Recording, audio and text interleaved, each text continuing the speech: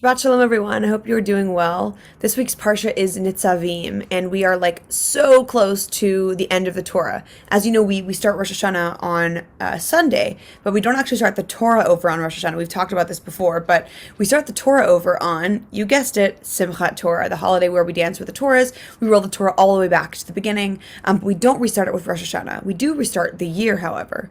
So this is like a really crazy time. It's like we're in the Shabbat right before Rosh Hashanah. It's a very special, auspicious Shabbat, and so I feel lucky to be sharing it with you guys.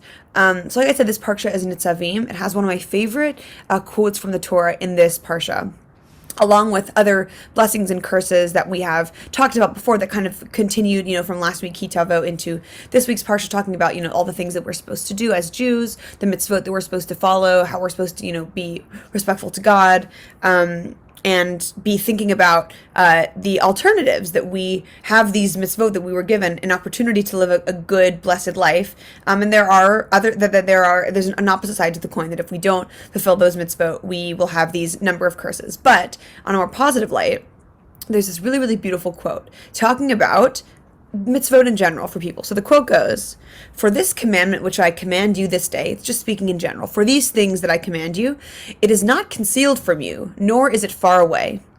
It is not in heaven that you should say, 'Who will go up to heaven for us and fetch it for us, to tell it to us so that we can fulfill it?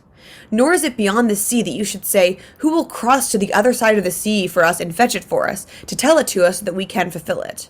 Rather, this thing is very close to you. It is in your mouth and in your heart, so that you can fulfill it." So it's just so moving. Okay, so I'll go back to a part that I want to just emphasize. It is not in heaven. It's not up there for you to say, well, it's far away. Who's the person that's going to go get it for us? Who do we ask to go do this? This reminds me, this part about who will go fetch it for us, reminds me of how in Catholicism, no shade to Catholicism, but in Catholicism, people go to confession and they speak to a priest, and the priest then speaks to God. This feels like a sort of preemptive answer for, well, there are other people who say they talk to God. No, there aren't other people that talk to God. It's you that has the relationship with God. You don't have to go find someone in heaven. You don't have to go across the sea to find the person. It is in your mouth and it is in your heart, so that you may fulfill it. Okay, so the next part, "Nor is it beyond the sea that you should say, 'Who will cross to the other side of the sea and fetch it for us, to tell it to us so that we can fulfill it?'" There's all these steps, like the way that the words are it's very clunky. That we have all these different words, and to me that represents the like a very windy path between two very simple points. One point is us, and one point is God. We could go over the sea, go into the heavens, go this and that, and make it much more complicated than it needs to be. Or we can just walk around the wall. We can just speak directly to God. And it's so powerful that we have that ability, and that we really do.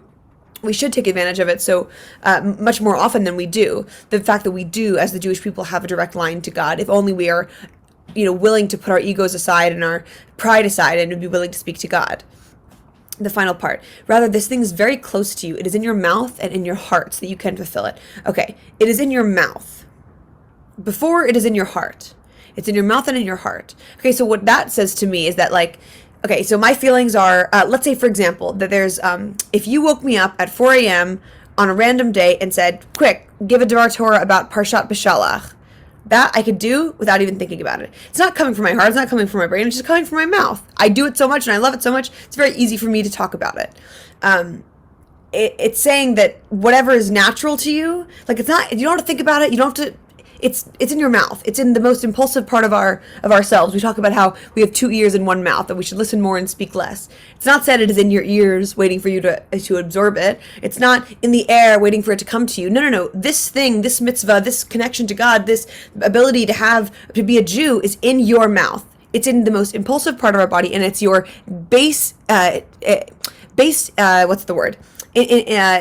Inclination or something. I don't know. The word is it's your basic response. It's your knee-jerk response. That's what I'm trying to say. That it's the thing that's so easy for you to do. It's just in your mouth. And then it's in your heart, and then you can fulfill it. But it starts off just being in our immediate mouth. And what this makes me think of, this part about the idea of that we need to go far away. There's a song by a musical artist called Lorde. She's from New Zealand, and she doesn't really like Israel that much, but unfortunately she has a song that has ended up on a playlist of mine, and I listen to it sometimes.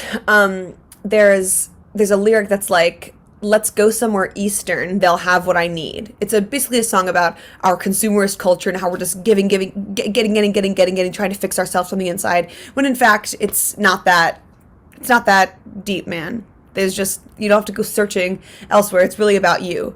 But let's go somewhere Eastern. They'll have what I need. This person that in the song, like, assumedly lives in LA, surrounded by everything in the world that could be good. All the best doctors, all the best health clinics, all the best gyms, all the best companies, all this and that, but they want to go somewhere Eastern because they'll have what I need. And it's just like, why are we constantly just trying to get from outside of ourselves when it's always in us? It's in your heart, it's in your mouth, it's in your heart, and so that you may fulfill it. And it also reminds me of the guide from the birthright trip that I led. He was like a very secular Israeli, and he was talking about after the army, he went to India. And he was just like so taken by all of the like gurus and all the people who are like very spiritual.